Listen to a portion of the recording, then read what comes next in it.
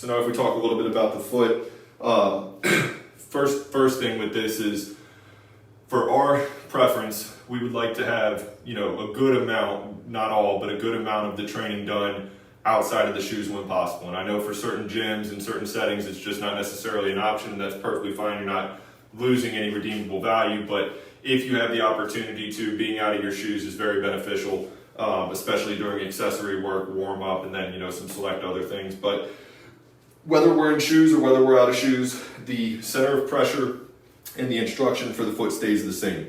So my predominant 3 cues for the foot are: number 1, melt. So melting is trying to compress down into the ground, trying to cover a lot of surface areas, spreading our toes, and kind of, creating as much of an interface as we can.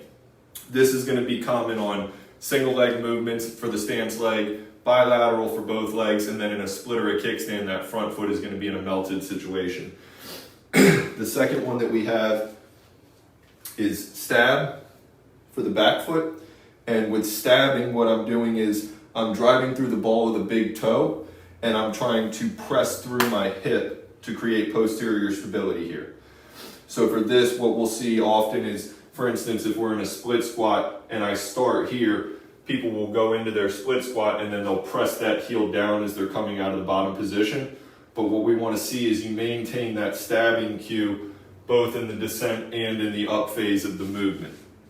The third one that we have is grab or screw. And for this, what we're doing is we're trying to create torque through the foot by melting first and then just adding a little bit of rotation or screwing the foot down.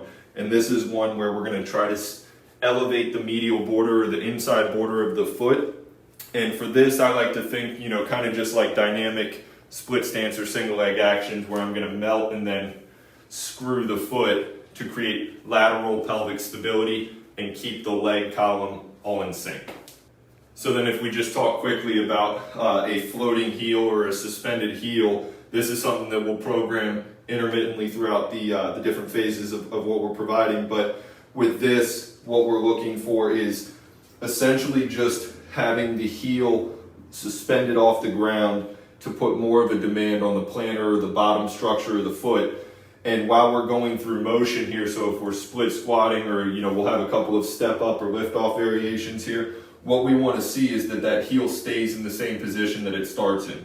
So if I'm doing a front foot elevated split squat with a heel suspension, what we don't want to see is this, where that heel collapses down as we descend. We want to maintain that same neutral position, keeping the heel locked in place as we're going through the motion.